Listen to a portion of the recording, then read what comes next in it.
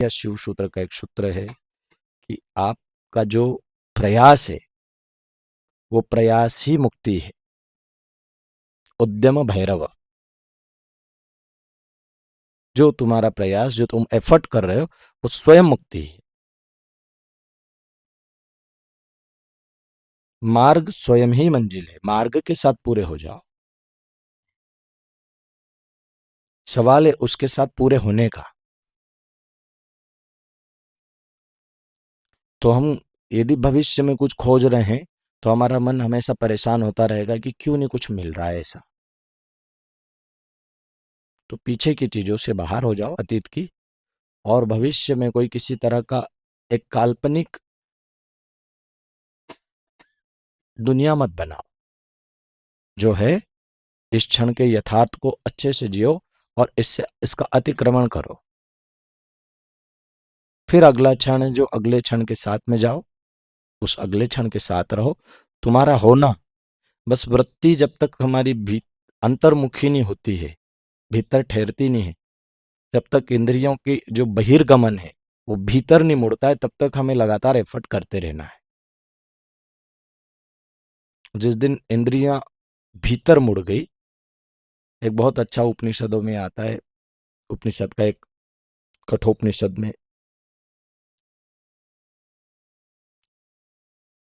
एक बहुत अच्छा प्रश्न ऋषि खड़े करते हैं और ऋषि उत्तर देते हैं।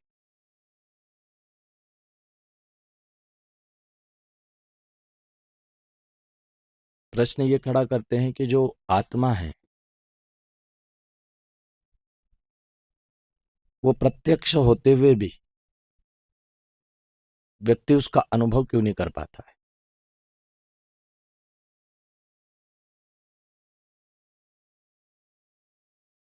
जब ये कहा जाता है कि आत्मा कोई ऐसी घटना नहीं है, आत्मज्ञान कोई ऐसी घटना नहीं है जो कल नहीं था और आज होगा, क्योंकि जो कल नहीं था और यदि आज होगा तो निश्चित है कि वो फिर कल नहीं हो जाएगा। पर वो ऐसा है कि वो है ही, वो था ही, और जब था ही तो उसको फिर रियलाइज क्यों नहीं कर पाते। ऋषियों ने एक प्रश्न दिया कि भाई आत्मा प्रत्यक्ष है, जब प्रत्यक्ष है तो अनुभव क्यों नहीं होता, फिर उसकी तलाश क्यों है।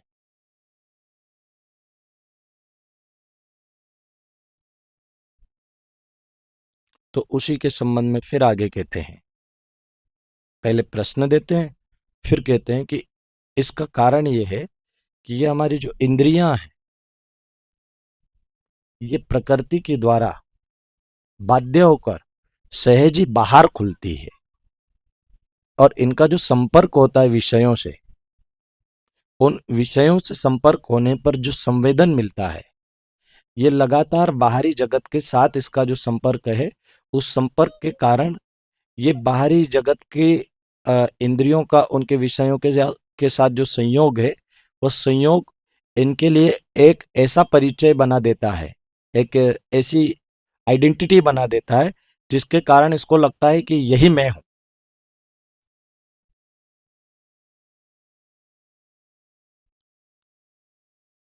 इंद्रियां जो है खुलती बाहर की तरफ है, जब से हम जन्म लिए तब से उनका जो उनके विषयों के साथ जो संयोग हुआ है वो बाहर हुआ है,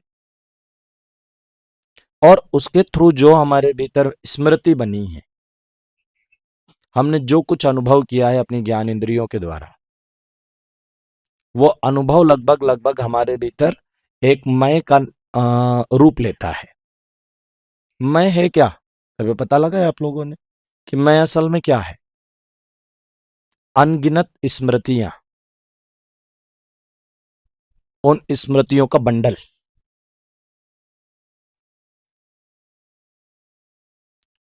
ये कहां से तैयार हुआ, ये इंद्रियों का बाहर घूम जाने से।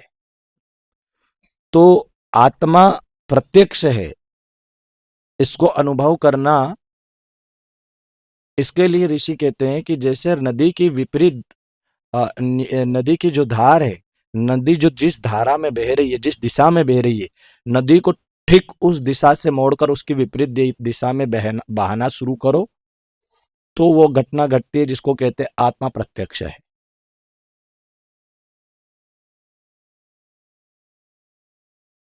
यानी इंद्रियां जो बाहर की तरफ जा रही है उनको पूरा के पूरा भीतर की तरफ मोड़ दो,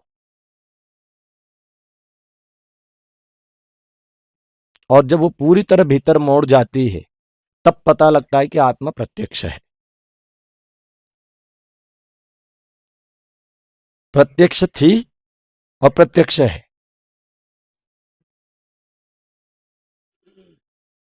तो बड़ा श्रम भीतर मोड़ने का है। तो वृत्ति जब तक भीतर न मुड़ जाती है पूरी तरह तब तक प्रयास है। और इसलिए शिव सूत्रा में कहते हैं उद्यम भैरव, तुम्हारा प्रयास स्वयं ही मुक्ति है।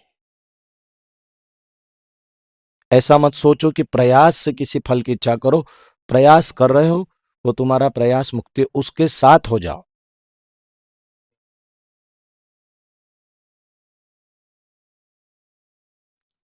यदि प्रयास को लेकर कुछ आगे खोजोगे तो वो तुम्हें फिर डिस्टर्ब करेगा। हम ध्यान में बैठे हैं और ध्यान का जो हमारा अ, जो प्रयास है वो अपने आप में मुक्ति है।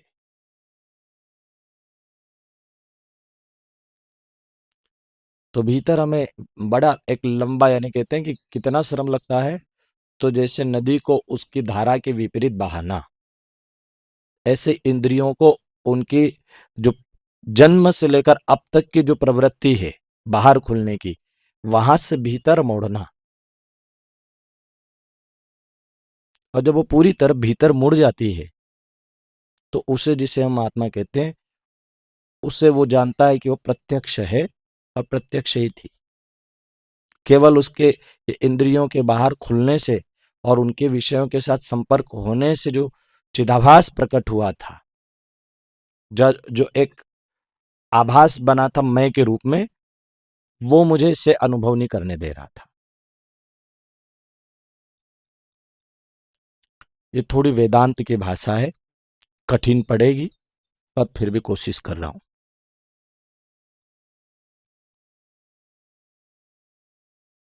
उपनिषद का, कठोपनिषद का ये बड़ा महत्वपूर्ण, वहां ऋषि प्रश्न भी देते हैं और ऋषि उसके आगे विषय में बात भी करते हैं कि हमारी इंद्रियां बाहर खुलती है और उनका संयोग होता है, उनसे जो कुछ अनुभव हुआ है हमारे भीतर, उसकी जो स्मृति बनी, उससे एक आई बना है और उस आई के ही साथ हमारा संबंध है।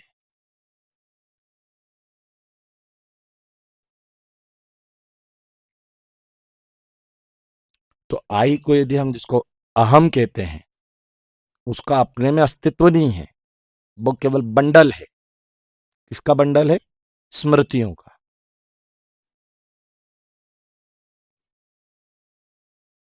और जिस दिन ये पूरा पकड़ में आ जाता है कि स्मृतियों का बंडल मात्र आई है, उस दिन आई डिजॉल्व हो जाता है।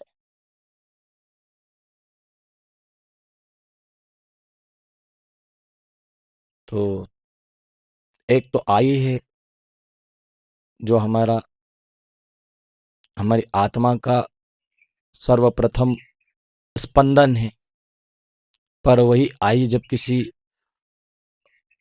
विषय विशेष से अपने को अटैच कर लेता है तब वो अहंकार का रूप ले लेता है। फिर वो उस विषय विशेष से अपने को निर्विशेष कर लेता है तब फिर वो सहज आत्मा रह जाता है।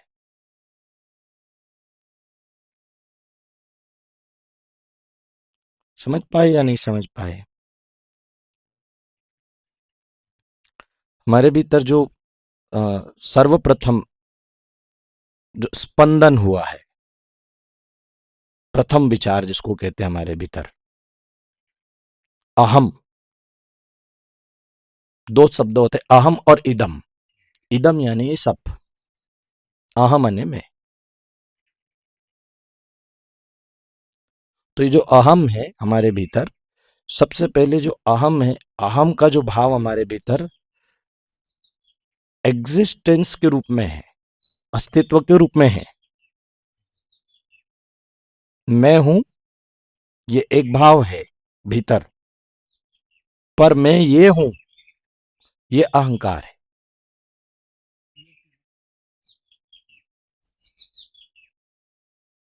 जैसे ही हमारे भीतर हमारे मैं ने अपने को किसी विषय विशेष के साथ में तादात्म्य किया, उसके साथ अपनी पहचान बनाई और कहा मैं ये हूं, तो यहां हम आत्मा से टूटकर और सीमित हो गए।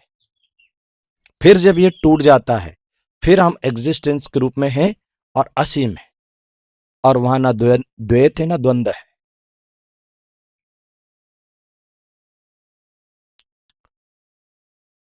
आ रहा है या नहीं समझ में आ रहा है कि हमारे भीतर कोई भी विचार पहले जन्म लेता है, तो वो कहां से जन्म लेता है? कोई भी विचार, हर विचार विचार का जो केंद्र है वो कहाँ है?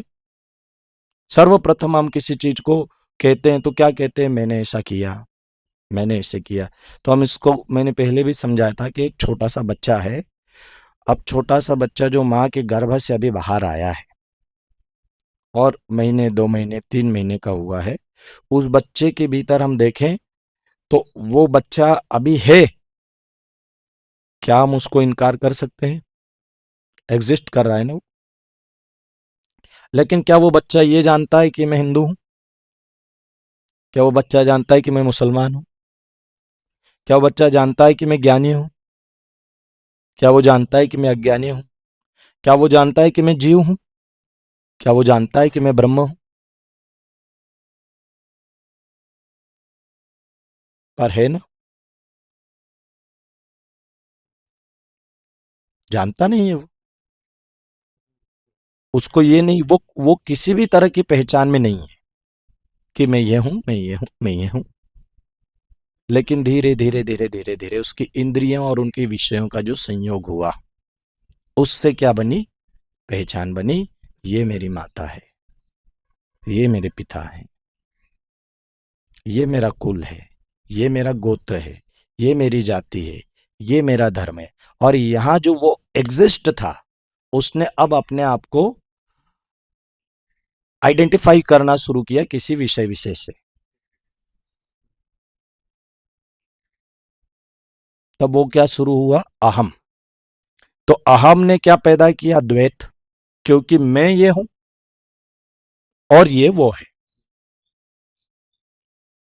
लेकिन वो जो बच्चा, जब बच्चा था, जिसके भीतर किसी तरह का विशेषण नहीं था, तब केवल वो था।